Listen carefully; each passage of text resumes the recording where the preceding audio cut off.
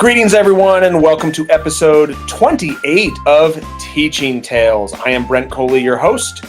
This is the podcast totally devoted to sharing stories. Everyone loves a good story, and today I am super stoked to have George Garcia join me. George, how you doing, man? Great, Brent. Thanks for having me on. Awesome. George, we have never, today we're speaking for the first time. We met virtually through Bill Selleck. Mm-hmm. A mutual friend. For anyone listening, Bill Selleck was episode 3 of Teaching Tales. So you can go back and listen to that one. We talked a lot about risk-taking, and Bill recommended you got to talk to George. George has some great stories to share. So I'm stoked, George, to talk to you. So for me as well, because we've never met in person, tell listeners, tell my mom and dad, and anyone else who happens to be listening, who is George Garcia? What does George Garcia do? I'm George Garcia, and I work in Santa Clara, California by the 49er Stadium, and I am a STEAM and PBL instructional coach. Up here, we call them TOSAs, but I just don't like that. I'd rather be an instructional coach because the way I coach is more of a side-by-side instead of me coming in with a little bit of flash and glimmer and then walking away. To me, it's like an ongoing relationship where I'm learning as well as teaching. So I really take that on strongly, that it's more than just a name, but it's something I embody. Oh, and they're called TOSAs in our district as well, and I would concur with you. I love the term instructional coach, side by side. Not here's what you're supposed to do. Let me know if you have any questions. But pretty much what we're supposed to be doing in the classroom is coaching students by their side. Well. All right. Well, today when we talked about we had some Voxer messages going back and forth deciding, well, what are we going to talk about? And you said, I've got some stories to share about, and I loved what you said. It's the title of this broadcast, Being Comfortable with Being Uncomfortable. And right now, I mean, in your current role as an instructional coach, you're helping teachers in your school, in your district, learn new technologies, learn new instructional strategies. I'm a principal of an elementary school, so I'm trying, not perfect, but trying to be an instructional leader and help my teachers learn new strategies. And that is oftentimes uncomfortable. Would you agree?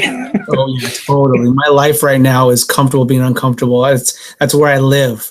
STEAM is not something that comes with a adopted curriculum. So it's this integrated model. The whole idea of STEAM is something that you can talk to 3 different people and get 3 different definitions. Yeah. And so it's kind of new territory. It's uncharted territory in some places, especially here in Santa Clara, where we're still trying to wrestle with it. My job, when I got it, I asked, so what's the STEAM and PBL position entail? And they said, well, you define it. I'm like, oh, wow. So this is it's a trailblazing type of year in a couple of years. And I've been in some situations where it's been very uncomfortable, and you kind of fake it till you make it. So that's where I live. Awesome. And for anyone listening who's unfamiliar, STEAM, an acronym for science, technology, engineering, art, mathematics. Did I get that right, George? Totally. Nailed it. Well, here's STEM oftentimes, but now the new acronym is we're putting art in there as well, and PBL, project-based learning. So if anyone's not familiar with those. Okay, so George, in your role, you're working with teachers, and you mentioned that you have some stories that go along the lines of working with people and helping them become more comfortable with being uncomfortable. So tell us a story, George. Okay, so this last year, the principal at one of the schools that we're working at, it's a STEAM and PBL focused school, new teachers, all of them signed on with the idea that they have the growth mindset and they're going to try something new. None of them have any training on STEAM and PBL at all. I mean, very little. All last year, they went through trainings. So we're at a training about design thinking, and I'm with this teacher, fabulous teacher, phenomenal, and we're doing a design challenge. Well, time comes up at the end of the design challenge, and her product doesn't work. And I see her from across the table doing one of these things, and having a freak out inside of her body. And, this is mid-30s lady, professional teacher who's trying to sit there and hold back her freak out. Yeah. And so I asked, and I knew something was wrong. So I asked him, I'm like, so are you okay? She said, well, I'm fine. I needed more time. and you could tell she was almost about to cry. Wow. And what's funny about that, and not funny, it's not funny to see someone freak out, but what's typical about that and normal about that is we all go through that feeling of, if I had a few more minutes, or I'm so upset because it didn't work, that frustration that you feel from not completing something. And then even more so being in a professional environment and in some respects looking incompetent. I couldn't do it. Everyone's going to think of this and that of me. And so she had this huge freak out and she tried to keep it together. As the year goes on, I do a lot of design challenges, and that moment keeps coming into my head because I'm working with 5-year-olds, 4-year-olds for my TK, all the way up to high school. And I started noticing something happening. To almost every class I ever did a design challenge with, especially the first one, you'd always have someone crying by the end. And no matter what I did to set it up, explain it's okay if you feel frustrated, go through the emotions attached to it, almost always would I have one student cry. So I started, getting used to it, and you get comfortable in that space of someone's going to cry. I even said in the last few design challenges, it's okay if you're frustrated and you feel like crying. If that happens to you, come to me. I got your back. I know what to do. Yeah. And so for example, I like to use this one girl, and we're in a design challenge of 100 TK students. Don't ask why we did 100. It worked out that way. We had 100 students doing the same design challenge, and this girl cried. And we stopped everything, and I told everybody, come here, come around. And 100 kids, 100 little guys come around. And I asked her, so honey, what's wrong? Or do you feel frustrated? And she didn't know I was frustrated. I mean, do you feel sad? And was it because something didn't work? And she's like, yes. I'm like, and so I asked the whole crowd, did anyone here have something that didn't work the first time? And all these hands go up. And she starts kind of looking up a little bit, sniveling, holding it back a little bit more. And so I said, did anyone feel sad at a moment because something didn't happen the way it was supposed to? And all these hands go up. And then did anybody feel like they needed to cry? And then kind of had to hold it back, and like hands went up. And what happened was, for her, she got to identify the realness of how, not the fact that it wasn't unique to her. Sure. She wasn't alone. Very typical. And then I used the example. I was with a teacher the other day. Same thing happened to her, where she didn't cry necessarily. She all but cried. And you're 5. It's okay to have these emotions when you're 5. And it's good for us to have these now to work through them so that you can be in a safe space. And then when you're 35, it's not anything because you're so used to it. Because it's cute when you're 5, not so cute when you're 35. So, and what happened was we cheered for her at the end. I'm like, who else feels like she does? And I'm like, cheer if you feel like that a little bit. And cheer. How many of you are ready to go back and try a little bit more? Cheer. And they went back and felt, and she like wandered back, cleared up the tears, and she was on, and that was such an important thing for our kids to experience. And the sooner we can have that okay to fail moment, okay to feel frustrated moment, okay to be in a place where you don't feel comfortable with something, the sooner we get through that, and the more we get through that, the more we get used to it. I mean, because I've flopped on lessons, and I've flopped hard. But what happens is, and I've had these days where I go home, I'm driving home the whole time, I feel like, oh my gosh, that was awful. What am I going to do? I'm an awful teacher. And the next day, I rock it. Because all of that reflection goes back into how I get better the next day. So that's my kind of long story to this uncomfortable space that we all feel. And a lot of us as adults never had the opportunity to be in a place where failure was celebrated. So we can give a gift to our kids and give them the gift of allowing that to be okay. Yeah. Well, when you model that example of failing in front of the kids, because so many teachers are, I would say a large number, they're perfecting. They want to do things perfect. And I mean, the motto at our school is pursuing excellence. And one of the things when we introduced that model was defining excellence. That excellence is not the same as perfection. I mean, perfection is unattainable, but we can pursue it all the time. And if you pursue it, you're going to get closer and closer to excellence. But teachers, I mean, and I'm speaking personally, I was one that it's comfortable to be in control. Mm-hmm. When you are in control, you know what's going to happen. And now the shift in education is more towards innovation. And you said one of the things in one of our conversations before we started recording was that when you're pushing innovation, I mean, just by definition, innovation has never happened before. I mean, that's something that when you're creating something new, you've never been there before. Pioneers didn't know what they were going to expect. So there is that unknown element, which can be terrifying. And I mean, are you seeing that when you work with your teachers, that it's not so much that they don't want to try something new, but they don't want to look stupid when they do it wrong, do you think?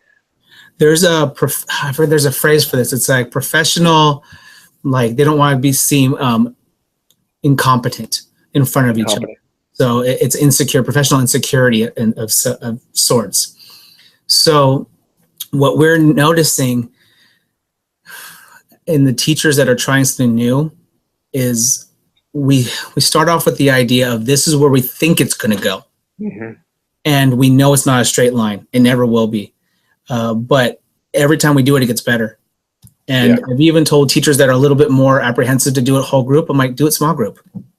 You know, if it flops, 5 kids lose 5 to 10 minutes. Yeah. Not a big deal. You know, like a beta test, if you will. Yeah. Of what it looks like. But I do know that a lot of the teachers that I work with that are not used to this, especially those that got really good at control, command and control. You know, I try to ask, well, what if it wasn't command and control, but more like climate control? That's a little less stressful. And I had a friend of mine who gave a really good analogy. When teachers put themselves up on a pedestal, anytime they slip or fall, everyone looks and like there's so much more pressure being up on that pedestal. But if you take yourself down the pedestal and be side by side with the people that you are leading, then everyone's looking for everyone else to succeed. So I think that's really where in the last few years that I was in the classroom, I did a lot more of guiding lessons. Mm-hmm. Where I was more on the side, you know, the guide on the side, not the sage on the stage. I was guiding kids where I wanted to go, but I didn't know exactly where we're going to go. But I know if they were a part of it, they were going to take ownership of it, and we had a shared responsibility for their learning. And that alone for third graders was such a huge shift. Because they would keep asking me, so this okay? This okay? I'm like, well, where are we going with this? What's the point? What's our North Star? What's keeping us going forward?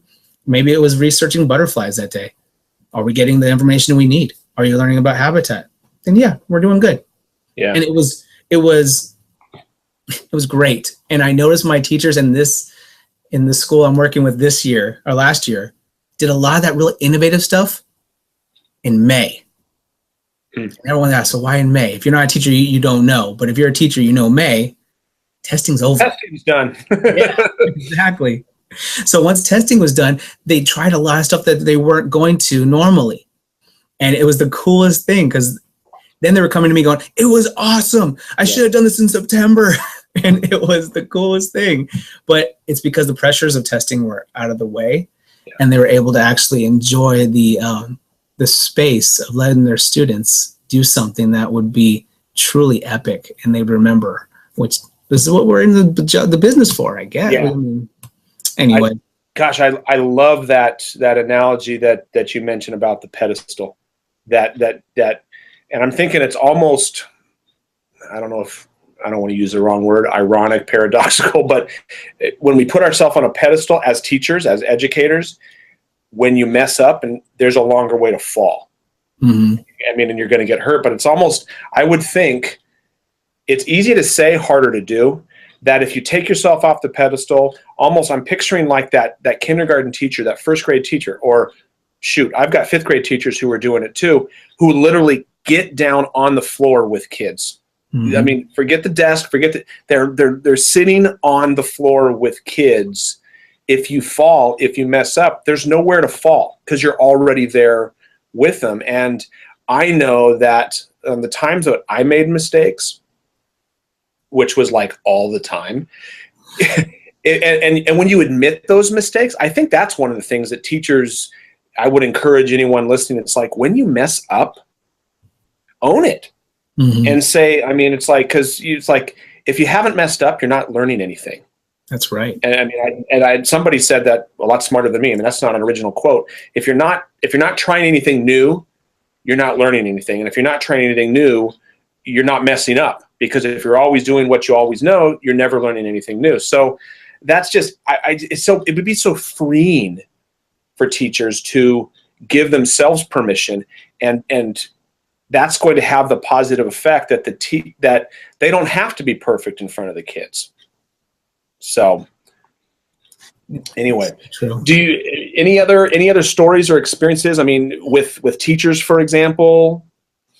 Let's see. I'm trying to think of some of the other things that we started noticing at the beginning. Anyone's start of something new leads to so much learning and growth that you're right. It's got to be something that's celebrated with each other.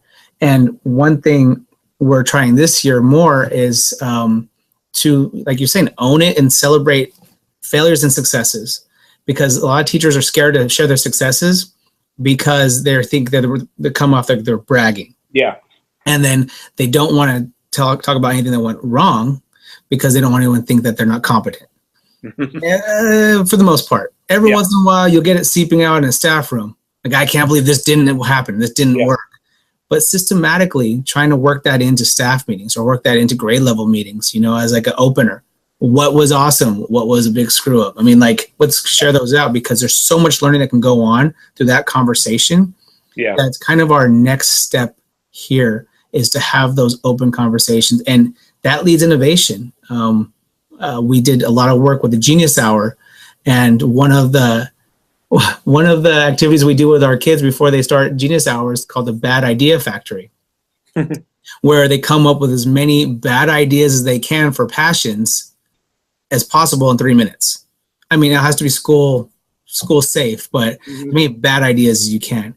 And it's so much fun, because if I said, okay, everybody, pick a passion, you have about 5 minutes to pick one, go. It would leave everybody like in terror. Like, they would be in full anxiety. They don't know where to start. But if you start with, think of a bunch of bad ideas, gets the creative juices going. And sometimes a byproduct of that is good ideas. Sure. Or a little bad idea. And the opposite of that idea would be, that's it, Yeah. And so there's a lot to be learned by failure. I'm looking over your shoulder right now. I mean, this is an audio podcast, but we're recording through a Google Hangout. And over your shoulder, you've got a book that says, it's titled Mistakes That Work. Yeah. I lead a lot of the design challenges with this book. And that's, it's just, I'm thinking right now of Post-its. I mean, like the invention of the Post-it note, the sticky note, was an accident. I mean, I think if I recall the story that I've heard is the guy was trying to make glue or some kind of adhesive that wasn't sticky enough. And by that failure, if he was looking just at his primary goal was to make this certain adhesive, he ended up creating something that, my gosh, I don't know if I could do my job without sticky notes. I couldn't. When I taught in the classroom, every one of my students had sticky notes. It was like we took notes. I mean, I used them for everything, and that was a result of someone's failure. Mm-hmm. So how many, like you said, great ideas are coming out of something that didn't work the first time? I mean, Edison and all these inventions. I mean, it never works the first time. Mm-hmm. Never works the first time. So now I'm picturing all of the types of things, because we're asking our teachers, you're asking your teachers, I'm asking my teachers to do things differently. which can be frightening, especially for somebody who perhaps has been teaching for a long time, and they have a certain way that they do things, and it has worked, and now we're being asked to do it differently, and that can be a challenge. So, but I think you hit on it in that staff meeting, where making it comfortable, because I totally get it. Who wants to stand up and say, I stink at this? That just goes, especially professionally. That is a very, who wants to raise their hand and share their big, people don't want to do that. So I think it has to start with trust. And I'm thinking that the teachers that you work with and the PLCs, the professional learning communities that we have here, when we're looking at data, for example, there has to be a level of trust with those teachers on a grade level team, because nobody's going to want to share test scores, for example, that aren't as good as somebody else if there's not a level of trust, because otherwise you're going to be afraid of judgment. Oh geez, what are they thinking? I didn't do this right. When we want to be like, hey guys, boy, I stunk at this. I'm just coming to my mind right now. When I used to teach 5th grade, I taught next to a good friend named Brian, who we both taught 5th grade. Brian's students wrote so much better than my students. When we would get together and collectively grade level prompts and essays for the benchmark assessments and stuff like that, I would always read his and be like, thinking to myself, man, your students rock, dude. What? And then I would read mine, and it's not that mine were bad. The writing was, but they were so much better. And it was the type of thing that, because Brian and I had a good relationship, there was a level of trust. I was able to go to Brian and say, dude, what are you doing in writing? Because your kids write better than mine do. Can you show me what you're doing? Like literally, like how look at this descriptive paragraph. Did you do something special to get that? Because I got some bright kids who I think are pretty good, but they're not doing what your kids are doing. Show me what you did. And he did. And by doing that, my kids he was able to transfer his area of expertise to me. And then my kids became better writers because of Brian.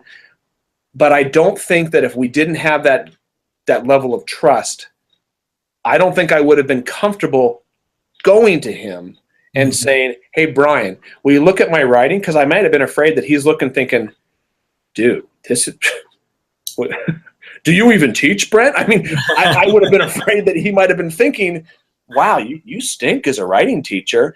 But it wasn't that way. It was, oh, no problem, man. Let me come alongside you. Let me help you out.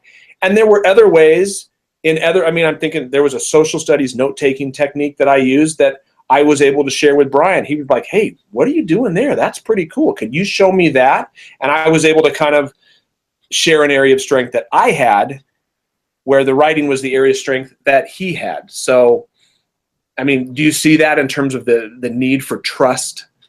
Oh, absolutely. Gotta have that. Absolutely. And it's modeled first when somebody is comfortable doing it in front of others. Usually it only takes a few to model that kind of talk, but yeah, it does. And it's, in some ways, it's almost got to be part of your protocols, because what will happen is some of the failures will be small at first, and then they'll get bigger. And then people will really start coming out of their shell, like, oh, somebody, they shared with me. I feel open to share with them. It's not going to be in a group with like a whole staff meeting. It's probably better in a grade level meeting. Mm-hmm. But, it's just to share that out, because you learn so much more from it. And, it's one of those things that I model as I do presentations. Oh, this is not what I really wanted to do here, but since this is kind of where we're going, like teachers can understand other teachers and can sympathize with each other.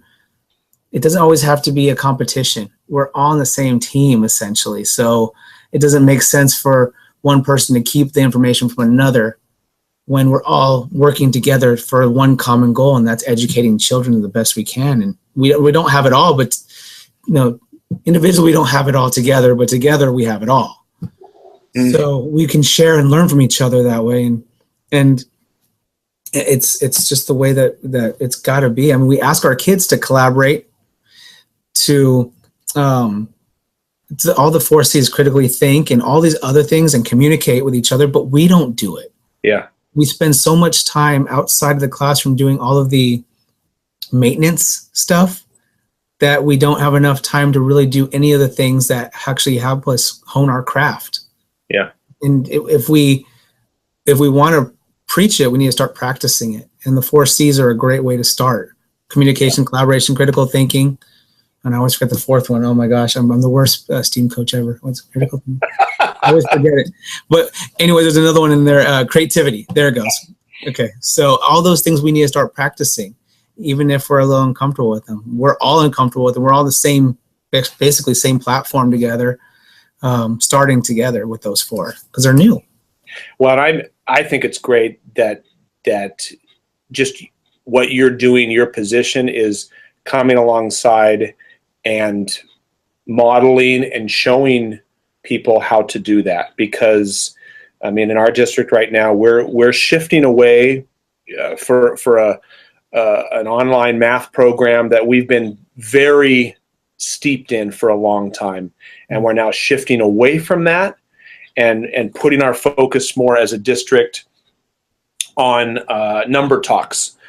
Joe Bowler's research on mathematical mindsets, and just having students really go deep with numbers. I saw a couple of our teachers do it today, and it was awesome. I mean, just for example, 17 plus 49, a group of 4th graders, and having them mentally, okay, what is 17 plus 49? And then explain how they got that. And it was so neat to see the various ways. It's like, oh my gosh, I didn't think to do it that way, but they're still getting the answer. But my point is, we're shifting away from something that teachers are comfortable with. Mm-hmm. It's something that they have been doing for a long time. And now we're saying, okay, guys, now we need to start shifting over here. And I think it's really important. I mean, we're bringing in some training for that, because to just say, all right, guys, I know we used to do this. I want you to stop doing this. And now I want you to start doing this. Ready, go. It's like we got a new language arts curriculum. And to just say, all right, here's your new TEs, go. They need more than that. I mean, they didn't do that. I mean, we got training before school started, and there's going to be ongoing training, but that's the district recognizing that, oh, you can't just tell people do this differently. We have to show them how you can do it differently. And like you said, give them permission to fail. I mean, that is, I preach that all the time, but I'm having to constantly remind myself, Brent, it's easy to tell my teachers, hey guys, it's okay if you fail. I think, as I'm talking about this right now, I'm reflecting on the fact that, okay, put yourself in their shoes, Brent. Your principal is telling you it's okay to fail. It may take a while for them to believe that, though. Mm-hmm. I mean, because they're being evaluated and all that kind of stuff. I mean, it's like, you know what I mean? Does that make sense? I mean, it's easy to say.